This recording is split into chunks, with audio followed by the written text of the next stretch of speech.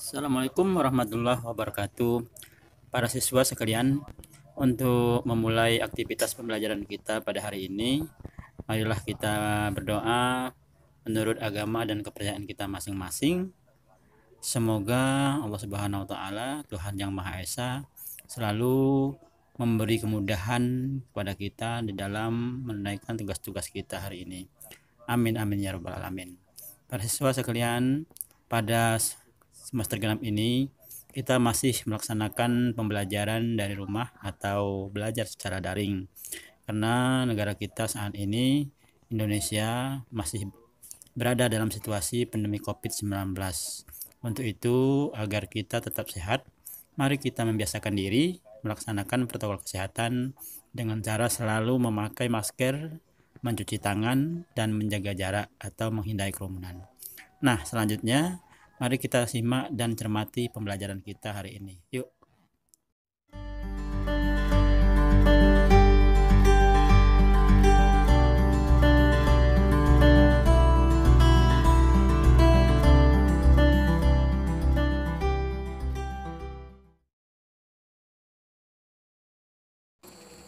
Nah, anak-anak, adapun materi pelajaran kita hari ini adalah tentang masa remaja dan perubahannya.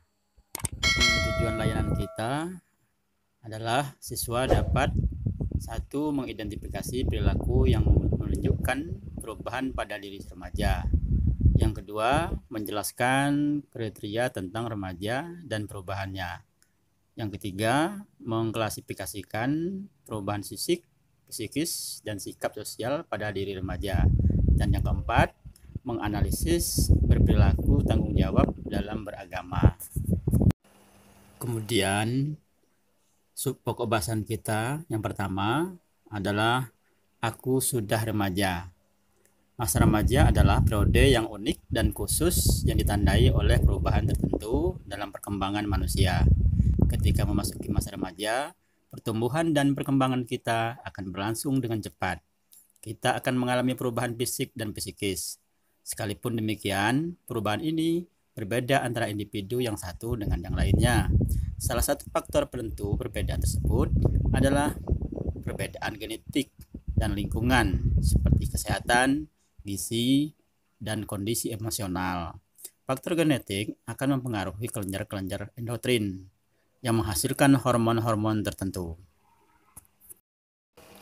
Sekarang mari kita lihat tentang kehidupan manusia. Ada masa parental. Masa parental adalah saat kita masih dalam kandungan ibu. Kemudian masa bayi, yaitu umur 0 tahun sampai 2 tahun.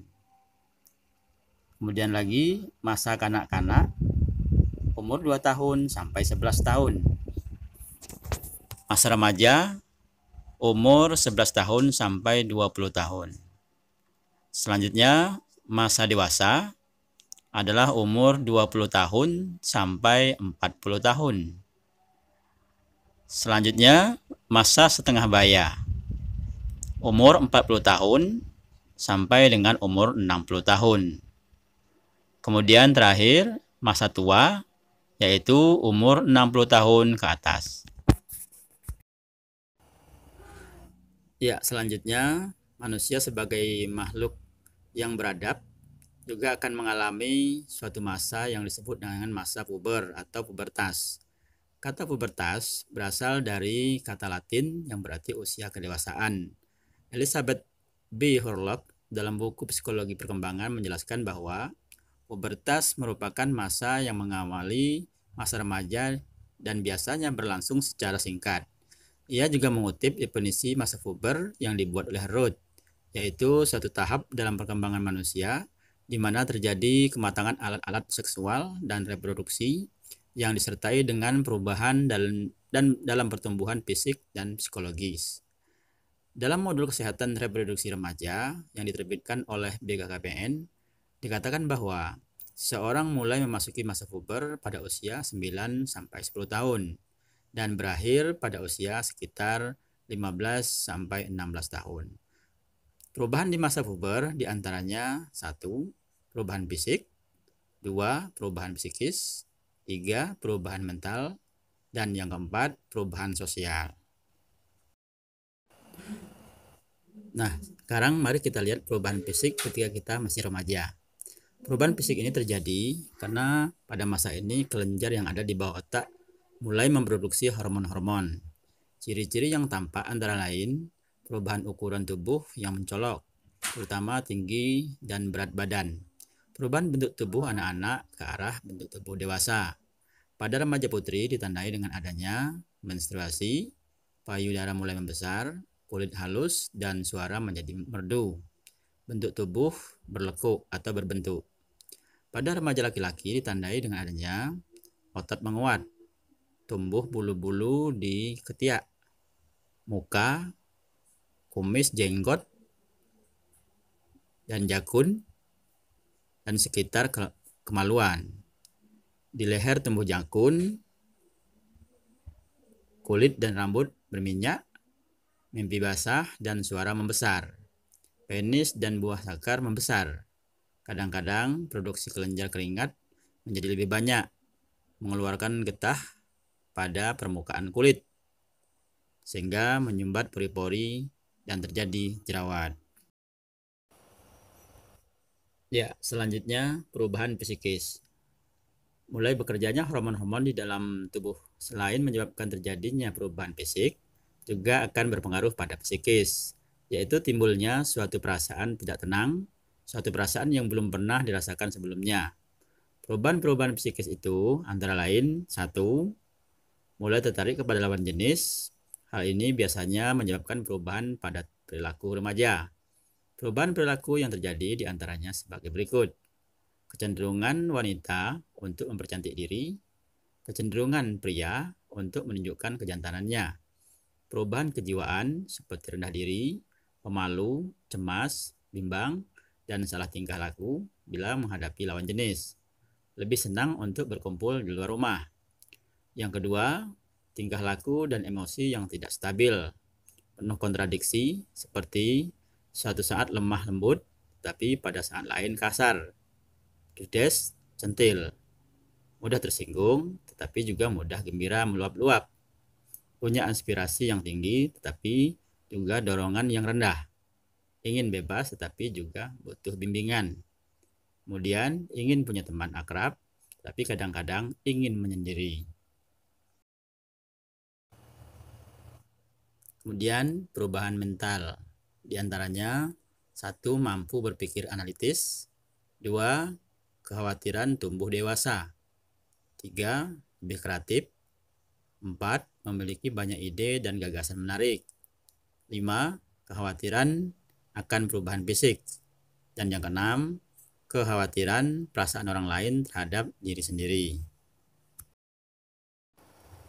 Dan berikutnya perubahan sosial, diantaranya 1. Hubungan sosial lebih meluas, mencari teman yang sesuai dengan kesukaan, hobi, dan lain-lain. Yang kedua, asertivitas remaja. Yang ketiga, ingin diakui, dihargai, diperhatikan, dan diterima.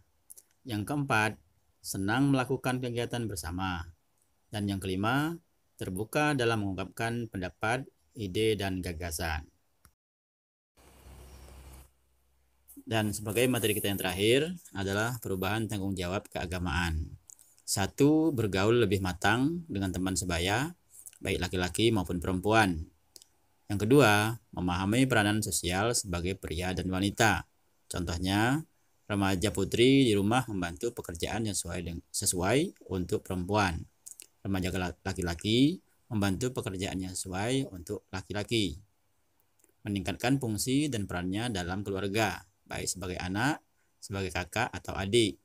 Begitu juga di masyarakat, baik sebagai anggota masyarakat maupun anggota salah satu kegiatan kemasyarakatan, seperti Karang Taruna, remaja masjid, dan lain-lain.